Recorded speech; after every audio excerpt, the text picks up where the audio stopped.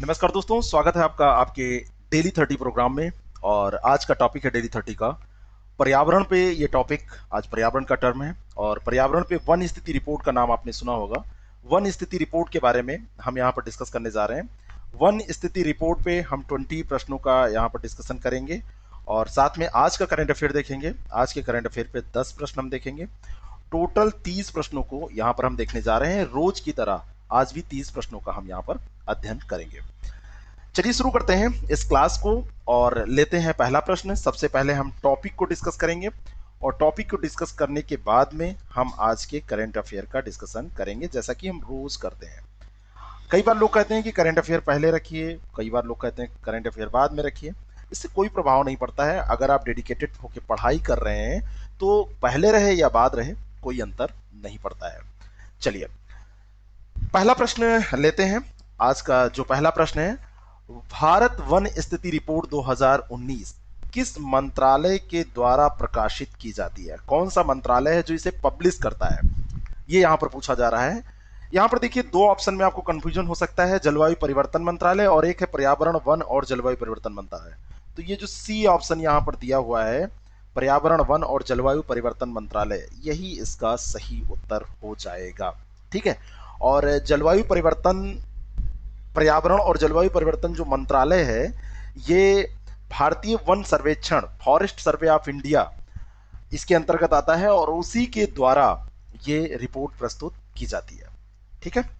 अगला प्रश्न, भारतीय वन स्थिति रिपोर्ट को द्विवार्षिक रूप से भारतीय वन सर्वेक्षण द्वारा किस वर्ष से प्रकाशित किया जाता है? कब से इसका प्रकाशन किया जा रहा है, ये यहां पर प्रश्न पूछा जा रहा है। कौन से सन से इसका प्रकाशन किया जा रहा है? आपको वैसे ये लग रहा होगा कि ये 16वीं रिपोर्ट है, तो हर साल अगर आती है तो यहां पर कंफ्यूजन थोड़ा सा हो सकता है, क्योंकि ये द्विवार्षिक रिपोर्ट है, इसलिए इसके बारे में ये प्रश्न बहुत इंपॉर्टेंट हो जाता है कि कब से इसका प्रकाशन हो रहा है। 1987 से इसका प्रकाशन हो रहा है। बी ऑप्शन इसका करेक्ट है। 1987 से इसका प्रकाशन हो रहा है। प्रत्येक 2 साल पर होता है। अब आप इसको काउंट कर लीजिए, क्या हर 2 साल पे हुआ है? चलिए अगला प्रश्न देखते हैं। भारत वन स्थिति रिपोर्ट 2019 किस क्रम की रिपोर्ट है? यह रिपोर्ट किस क्रम की है?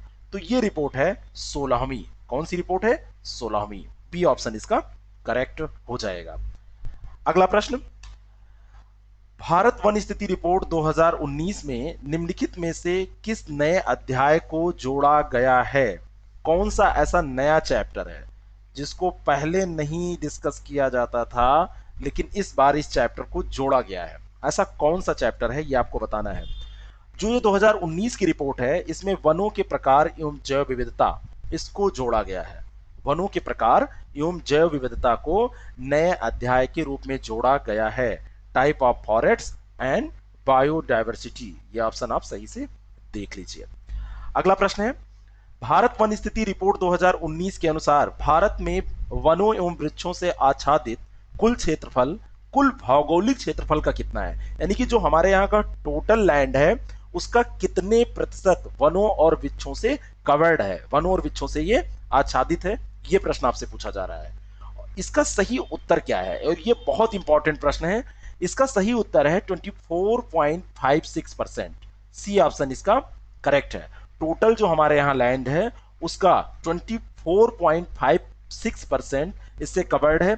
टोटल जो एरिया है उसमें से अगर हम देखें तो 807276 ये जो एरिया है, यानी कि 8,07,276 ये किलोमीटर स्क्वायर में है, वर्ग किलोमीटर। इतना जो है ये वन और वृक्षों से आच्छादित क्षेत्र है, जो टोटल एरिया का 24.56% है। तो ये आपको ध्यान में रखना है। अगला प्रश्न है, निम्नलिखित कथनों पर विचार करें। यहां पर देखिए ये 2 स्टेटमेंट दिए हुए हैं। पहला स्टेटमेंट है कि कुल भौगोलिक क्षेत्रफल का वनावरण क्षेत्र 7,12,249 वर्ग किलोमीटर है। कुल भौगोलिक क्षेत्रफल का ये 21.67% है। क्या ये बात सही है? अगर ये बात सही है तो पहला स्टेटमेंट सही है, ये बिल्कुल सही है। यहां पर देखिए ये वनावरण पूछा जा रहा है। यहां पर वृक्ष और वन दोनों को नहीं पूछा जा रहा है, यहां पर केवल वनों के बारे में पूछा जा रहा है। तो ये जो वनावरण क्षेत्र है ये इतना ही है और 21.67% है, ये भी आपको ध्यान में रखना है। और दूसरा है कि कुल भौगोलिक क्षेत्रफल का वृक्षावरण क्षेत्र 95,027 वर्ग किलोमीटर है और कुल भौगोलिक क्षेत्र का ये 2.89% है। तो ये भी स्टेटमेंट बिल्कुल सही है। यहां पर ये वृक्षावरण कहा जा रहा है और ये वनावरण कहा जा रहा है। वन और वृक्ष का ये अंतर समझ लीजिएगा। सी ऑप्शन यहां पर करेक्ट है। अगला प्रश्न है, नेक्स्ट क्वेश्चन, भारत वन स्थिति रिपोर्ट 2019 के अनुसार वनाच्छादित क्षेत्रफल में कुल कितनी वृद्धि हुई है? ये वृद्धि कितनी हुई है? यहाँ पे वर्ग किलोमीटर में ये वृद्धि आपसे पूछी जा रही है। ये वृद्धि हुई है 3,976 वर्ग किलोमीटर। बी ऑप्शन इसका करेक्ट है। 3,976 वर्ग किलोमीटर की वृद्धि हुई है। अगर परसेंट में देखें तो 0.56% जो टोटल एरिया है वनाच्छादित क्षेत्रफल का, तो वनाच्छादित क्षेत्रफल में अगर प्रतिशत में पूछा जाए कितनी वृद्धि हुई है तो 0.56% की ये वृद्धि हुई है। नेक्स्ट क्वेश्चन है, भारत वन स्थिति रिपोर्ट 2019 के अनुसार वनावरण और वृक्षावरण क्षेत्रफल में कुल कितनी वृद्धि दर्ज की गई है? इसके पिछले प्रश्न में मैं आपको दिखाना चाहता हूं कि यहां पर केवल वनाच्छादित क्षेत्रफल में वृद्धि की बात हो रही थी। अब इसमें नेक्स्ट क्वेश्चन में वनावरण और वृक्षावरण दोनों में वृद्धि की बात की जा रही है। तो ये टोटल वृद्धि अगर आपसे पूछ ली जाए कि ये वृद्धि कितनी हुई है तो इसका सही उत्तर है 5,188 वर्ग किलोमीटर। 5,188 वर्ग किलोमीटर, ये ध्यान रखिएगा। इसका ए ऑप्शन करेक्ट हो जाएगा। नेक्स्ट क्वेश्चन, भारत वन स्थिति रिपोर्ट 2019 के अनुसार सर्वाधिक वनावरण प्रतिशत वाले राज्यों का सही क्रम क्या है? जहां पर सर्वाधिक वनावरण है परसेंटेज में, यहां पर किसकी बात हो रही है? प्रतिशत की बात हो रही है। ठीक है, तो किस राज्य का सबसे ज्यादा है, फिर उससे कम है, लेकिन ये सारी बातें परसेंटेज में हो रही हैं। और इसका सही उत्तर है मिजोरम, अरुणाचल प्रदेश और मेघालय। ए ऑप्शन इसका करेक्ट है। मिजोरम में सबसे ज्यादा 85.41%।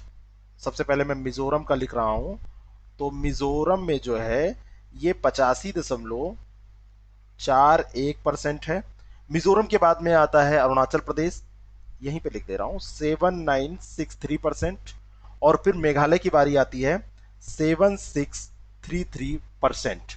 ये यहां पर मिलता है। और इसके बाद में मणिपुर का स्थान आता है जहां पे 7.46% वनावरण मिलता है। ये सारा परसेंट में बात हो रही है, सारे आंकड़े जो हैं ये परसेंटेज में हैं, ये चीज आप ध्यान रखिएगा। भारत की वन स्थिति रिपोर्ट 2019 के अनुसार सर्वाधिक वन क्षेत्रफल वाले राज्यों का सही क्रम कौन सा है? अब यहां पर जो पूछा जा रहा है आपसे, ये क्षेत्रफल पूछा जा रहा है। पहले वाले, इसके पूर्व वाले प्रश्न में प्रतिशत आपसे पूछा जा रहा था, लेकिन यहां पर क्षेत्रफल पूछा जा रहा है। तो ये जो क्षेत्रफल वाले राज्य हैं इनका क्रम भी बहुत इंपॉर्टेंट है। इसमें सबसे ज्यादा जो क्षेत्रफल है वो मध्य प्रदेश का है, फिर अरुणाचल प्रदेश का है और फिर छत्तीसगढ़ का है। बी ऑप्शन इसका, सॉरी, सी ऑप्शन इसका करेक्ट हो जाएगा। सी ऑप्शन इसका करेक्ट हो जाएगा। मध्य प्रदेश, अरुणाचल प्रदेश और छत्तीसगढ़। आपको एरिया याद नहीं रहेगा, लेकिन मैं आपको एक बार यहां पर बताया दे रहा हूं। जो ये एरियाज हैं, मध्य प्रदेश का है 77,482 वर्ग किलोमीटर, अरुणाचल प्रदेश का 66,688 वर्ग किलोमीटर और छत्तीसगढ़ का है 55,611 वर्ग किलोमीटर। इस तरीके का ये एरियाज है इसके। लेकिन इसमें आप क्रम याद रखिएगा, मध्य प्रदेश, अरुणाचल प्रदेश और छत्तीसगढ़। और इसमें मध्य प्रदेश का नाम तो आपको भूलना ही नहीं है। ठीक है, सी ऑप्शन इसका करेक्ट है, मध्य प्रदेश का सबसे ज्यादा है।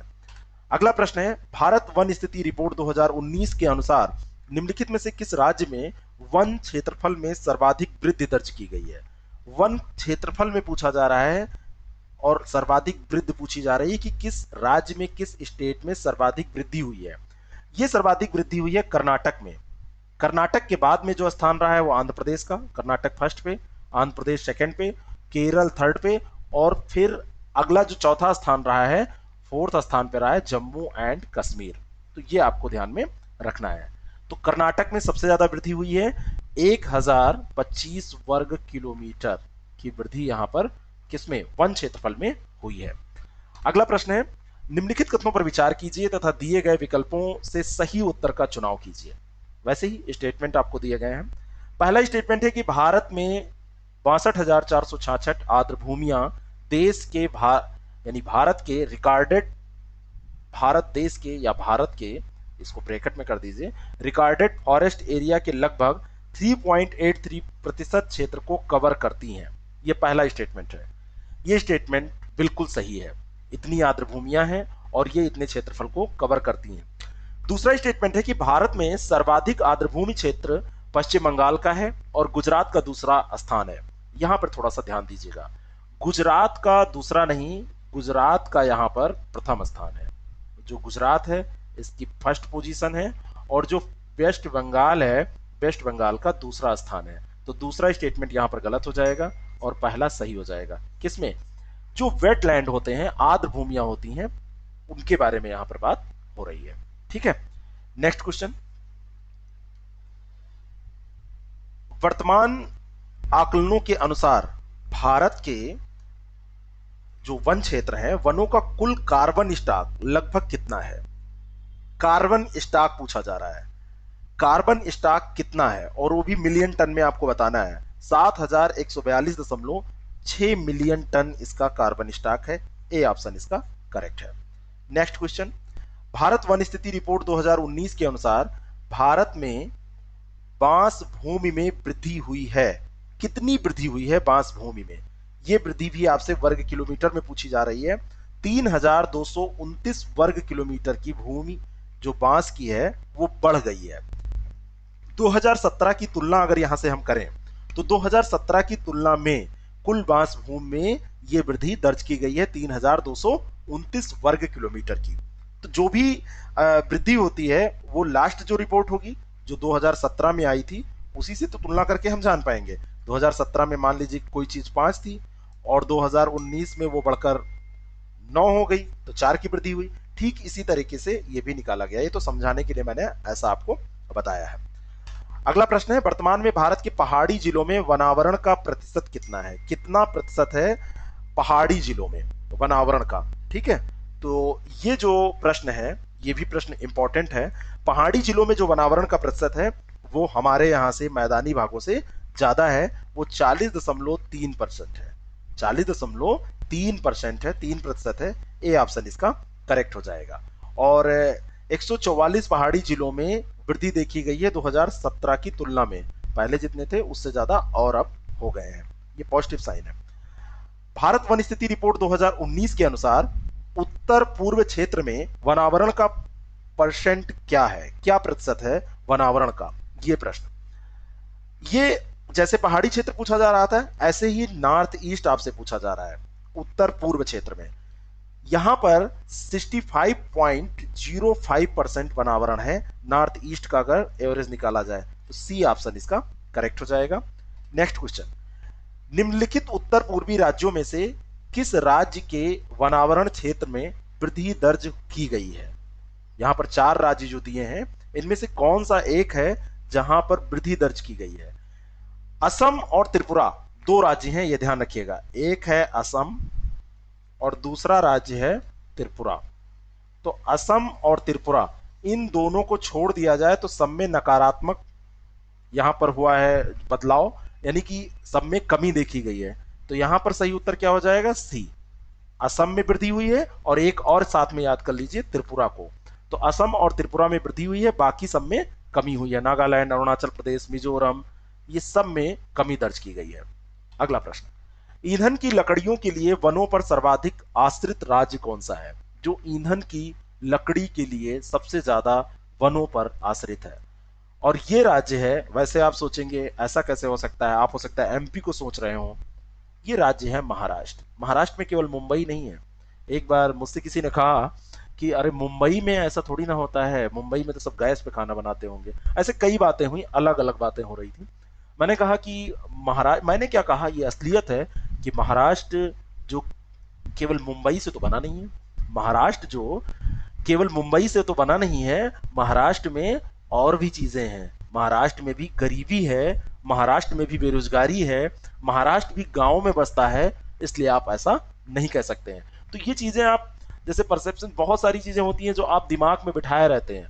बहुत बार ऐसा होता है ना कि यहां ऐसे कैसे हो जाएगा, थोड़ा सा उसकी तह तक जाइए, अध्ययन करेंगे तो आपको ये धीरे धीरे आदत हो जाएगी, आपकी सोच में आ जाएगा और आपको सहूलियत होगी इन चीजों को समझने में। तो आप कुछ ना कुछ पढ़ते रहा करिए, केवल फैक्ट मत रटिए, कुछ चीजों को पढ़िए, समझिए, और जितना ज्यादा आप पढ़ेंगे उतना ज्यादा आप सोच पाएंगे, समझ पाएंगे, आपकी क्षमता में विस्तार होगा।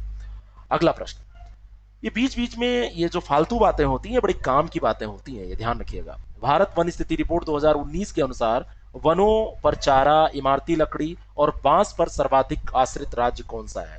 वहां पर केवल जलावन लकड़ी की बात हो रही थी, यहाँ पर चारा, इमारती लकड़ी और बांस, दोनों प्रश्नों का अंतर आप लोग समझ लीजिए। यहाँ पर केवल ईंधन की लकड़ियों की बात हो रही थी, और जो नेक्स्ट क्वेश्चन है इसमें बात हो रही है चारा, इमारती लकड़ी और बांस पर कौन राज्य आश्रित है? इसका सही उत्तर है मध्य प्रदेश। डी ऑप्शन इसका करेक्ट हो जाएगा। मध्य प्रदेश में आदिवासी जनसंख्या सबसे ज्यादा पाई जाती है, और आदिवासी जनसंख्या इन्हीं बांस पर, और जो उनके जानवर हैं वो चारा पर, और लकड़ी भी वो जलावन लकड़ी का भी इस्तेमाल करेंगे।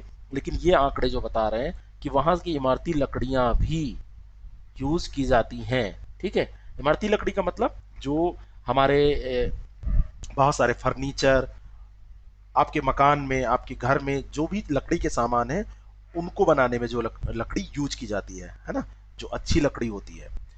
और अंतिम प्रश्न है आज के इस टॉपिक का कि भारत वन स्थिति रिपोर्ट 2019 के अनुसार भारत के वनावरण का कितने प्रतिशत वनों में लगने वाली आग से प्रभावित होता है? और ये परसेंट है 21.4%। 21.4% आग से प्रभावित है हमारे यहाँ। तो ए ऑप्शन इसका करेक्ट हो जाएगा। अब चलिए देख लेते हैं फटाफट आज के करंट अफेयर के प्रश्नों को, जो कि 10 प्रश्न हैं, आज की कल की घटनाओं पर आधारित हैं, और उसके बाद में इस क्लास को समाप्त करते हैं रोज की तरह। निम्नलिखित कथनों पर विचार कीजिए। 5 जून 2020 को समाप्त हुए सप्ताह के दौरान भारत का विदेशी मुद्रा भंडार 8.2 बिलियन डॉलर की वृद्धि के साथ 501.7 अरब डॉलर तक पहुंच गया। क्या पहला स्टेटमेंट ये सही है? अगर पहला स्टेटमेंट सही है तो दूसरे स्टेटमेंट पर हम चलें। अगर पहला स्टेटमेंट आपको गलत लग रहा है तो इस स्टेटमेंट पर और विचार विमर्श हम करें।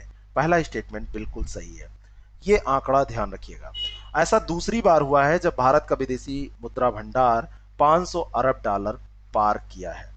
दूसरा स्टेटमेंट सही नहीं है, क्योंकि ऐसा पहली बार हुआ है, ऐसा पहली बार हुआ है, दूसरी बार नहीं हुआ है कि 500 अरब डॉलर के आंकड़े को जो भारत का ये स्टॉक एक्सचेंज है वो पार कर गया है। विदेशी मुद्रा भंडार है, सॉरी, स्टॉक एक्सचेंज नहीं, विदेशी मुद्रा भंडार जो है वो पार कर गया है। तो 500 का आंकड़ा पहली बार पार किया है। ए ऑप्शन इसका सही है, दूसरा गलत है, मैं गलती से बोल गया था।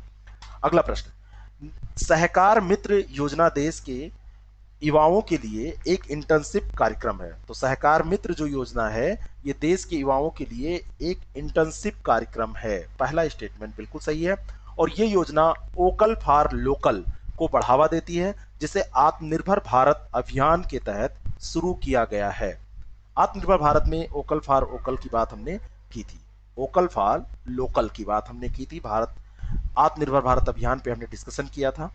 तो ये दोनों के दोनों स्टेटमेंट बिल्कुल सही हैं, और इसका सही उत्तर हो जाएगा सी।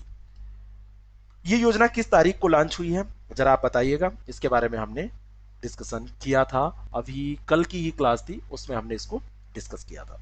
अगला प्रश्न है, प्रतिवर्ष अंतरराष्ट्रीय अल्बिनिज्म जागरूकता दिवस किस तिथि को मनाया जाता है? कौन सी तिथि है जब ये मनाया जाता है? तो ये मनाया जाता है आज ही की तिथि 13 जून को। कब मनाया जाता है? 13 जून को। बी ऑप्शन इसका बिल्कुल करेक्ट है।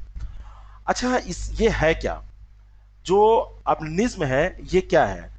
अल्बिनिज्म जो है ये एक वंशानुगत रोग है, और इस रोग से पीड़ित व्यक्ति की जो त्वचा होती है, उसके जो बाल होते हैं, उसकी जो आंखें होती हैं, उनमें आंशिक या पूर्ण रूप से मेलेनिन पिगमेंट, मेलेनिन का नाम आपने सुना है? मिलेनिन, मिलेनिन पिगमेंट जो है वो जम जाता है।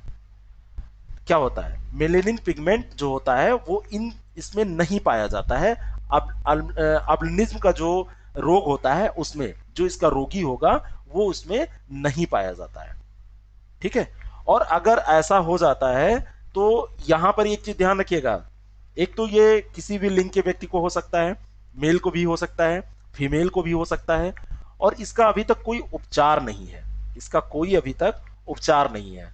और मिलेनिन होता क्या है, एक किस्म का ये जटिल पॉलीमर होता है जो एमिनो एसिड टायरोसिन से उत्पन्न होता है, और इसके द्वारा त्वचा तथा बालों का रंग निर्धारित होता है कि व्यक्ति गोरा होगा या सांवला होगा या वो काला होगा। इन सब चीजों का कोई फर्क नहीं पड़ता, लेकिन जो सामाजिक एक वो निर्धारण किया गया है, तो उस सामाजिक निर्धारण में मिलेनिन की भूमिका होती है। तो यहाँ पे अल्बिनिज्म जो रोग होता है उसमें क्या होता है, ये हट जाता है, मिलेनिन पिगमेंट उसमें नहीं पाया जाता है, चाहे आंशिक रूप से या पूर्ण रूप से।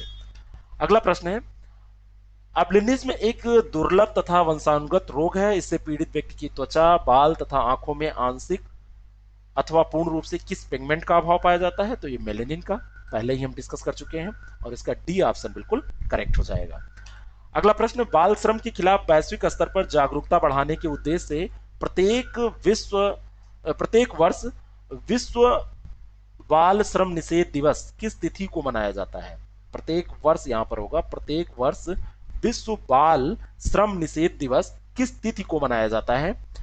ये जो तिथि है ये भी आपको इंपॉर्टेंट है, याद रखनी है, ये है 12 जून। ए ऑप्शन इसका करेक्ट है, 12 जून मत भूलिएगा, ठीक है। और वैश्विक स्तर पर एक अंतर्राष्ट्रीय श्रम संगठन है, 2002 से उसने इसकी शुरुआत की थी, बाल श्रम की वैश्विक सीमा को खत्म करने के लिए। कहने का मतलब विश्व स्तर पर जो ये बाल श्रम की समस्या है इसको समाप्त करने के लिए जो अंतर्राष्ट्रीय श्रम संगठन है उसने इस पर ध्यान केंद्रित करके 2002 में इसकी स्टार्टिंग की थी। अगला प्रश्न है, निजी बैंक के शेयर मानदंडों की समीक्षा करने के लिए आरबीआई द्वारा किसकी अध्यक्षता में कार्यकारी समूह का गठन किया गया है? कौन है उसका अध्यक्ष? और यह है निजी बैंक के शेयर मानदंडों की समीक्षा करने के लिए समिति। इसके अध्यक्ष बनाया गया है पीके मोहंती। सी ऑप्शन इसका बिल्कुल करेक्ट है, ठीक है। दोनों चीजें इंपॉर्टेंट हैं, किसके द्वारा गठित की गई है? तो ये आरबीआई के द्वारा गठित की गई है। किसके लिए गठित की गई है? तो निजी बैंक के शेयर मानदंडों की समीक्षा करने के लिए ये गठित की गई है। सी ऑप्शन इसका करेक्ट हो जाएगा। औद्योगिक उत्पादन सूचकांक मासिक रूप से संकलित और प्रकाशित किया जाता है किसके द्वारा? तो ये किया जाता है केंद्रीय सांख्यिकी संगठन के द्वारा, सीएसओ के द्वारा ये किया जाता है। बी ऑप्शन इसका बिल्कुल करेक्ट है। इंडेक्स ऑफ इंडस्ट्रियल प्रोडक्शन, औद्योगिक उत्पादन सूचकांक, ये सीएसओ के द्वारा प्रकाशित किया जाता है। इसमें 8 प्रमुख जो क्षेत्र हैं वो शामिल हैं, ये इंपॉर्टेंट हैं, यूपीएससी में भी पूछे गए हैं। रिफाइनरी उत्पाद, विद्युत, इस्पात, कोयला, कच्चा तेल, प्राकृतिक गैस, सीमेंट और उर्वरक, ये इसमें शामिल हैं। इनका भी आपको ध्यान में एक बना लीजिए, कंसेप्ट बना लीजिए, ध्यान में इनको रखना ही है, भूलना नहीं है, ठीक है। और 2020 अप्रैल की बात करें तो औद्योगिक उत्पादन में 55.5% का क्या हुआ है, नुकसान हुआ है, गिरावट आई है इसमें। ये भी बहुत बड़ा एक फैक्ट है, और ये लॉकडाउन के कारण ऐसा हुआ है। वैसे भी मंदी पहले से भी चल रही थी। अगला प्रश्न, कर्मचारी भविष्य निधि संगठन ने अपने पेंशनरों को डिजिटल जीवन प्रमाण पत्र प्रस्तुत करने में सक्षम बनाने के लिए किस फैसिलिटी के साथ भागीदारी की है? कौन सी वो फैसिलिटी है? तो ये कॉमन सर्विस सेंटर का नाम आपने सुना है, कॉमन सर्विस सेंटर, सीएससी कहते हैं इसको। तो इसके साथ कर्मचारी भविष्य निधि संगठन ने क्या किया है, साझेदारी की है कि अपने पेंशनरों को डिजिटल जीवन प्रमाण पत्र प्रदान कराया जा सके। अगला प्रश्न है, किस भारतीय संगठन ने संयुक्त राष्ट्र को universal periodic review UPR third प्रस्तुत किया है? किस भारतीय संगठन ने किया है? तो ये राष्ट्रीय मानवाधिकार आयोग ने किया है। ए ऑप्शन इसका बिल्कुल करेक्ट है, राष्ट्रीय मानवाधिकार आयोग ने संयुक्त राष्ट्र को यूनिवर्सल पीरियोडिक रिव्यू प्रस्तुत किया है। और ये पहली बार है जब एनएचआरसी रिपोर्ट को मध्य में प्रस्तुत किया जाने वाला है, जिसमें जलवायु परिवर्तन, महिलाओं, बच्चों, विकलांगों, बुजुर्गों, इन सभी के अधिकारों पर सरकार की नीतियों पर प्रकाश डाला जाएगा। और एनएचआरसी में यह भी बताया गया है कि भारत सरकार एक यूनिवर्सल बेसिक इनकम के प्रस्ताव पर सक्रियता से विचार कर रही है। आगे इसका हम डिस्कशन करेंगे, और मेंस के लिए बहुत इंपॉर्टेंट टॉपिक है, तो ये ध्यान रखिएगा, हमें याद भी दिला दीजिएगा। इंडियन चैम्बर ऑफ कॉमर्स का मुख्यालय कहाँ है? Indian chambers of commerce, CCI जिसको आप बोलते हैं। बहुत पुरानी संस्था है, 1925 में इसकी स्थापना हुई थी, मुझे बहुत दिन से ये फैक्ट याद है। और 1925 में स्थापित ये संगठन, इसका मुख्यालय कहाँ है, ये बहुत इंपॉर्टेंट है। इसमें आप गेस करेंगे मुंबई, लेकिन मुंबई में नहीं है, ये मुख्यालय जो है वो कहाँ है, कोलकाता में। बी ऑप्शन इसका करेक्ट है। अभी वीडियो कॉन्फ्रेंसिंग के जरिए प्रधानमंत्री नरेंद्र मोदी जी ने इसका 95वां सत्र संबोधित किया है।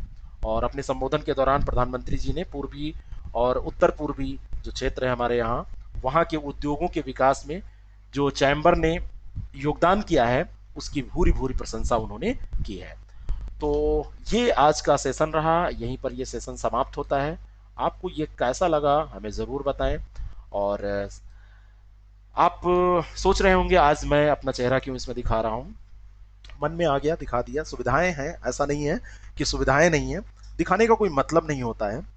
अगर आप लोगों का मन होगा तो मैं आगे भी ऐसा अपना ये जैसा भी चेहरा है दिखाता रहूंगा।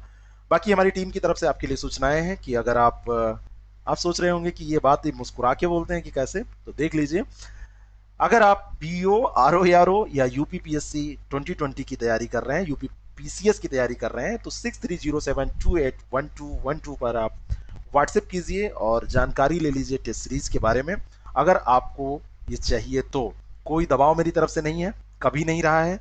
हमारी टीम की मेहनत है, इसलिए उसको अप्रिशिएट करना हमारा काम है। Thank you very much, all the best.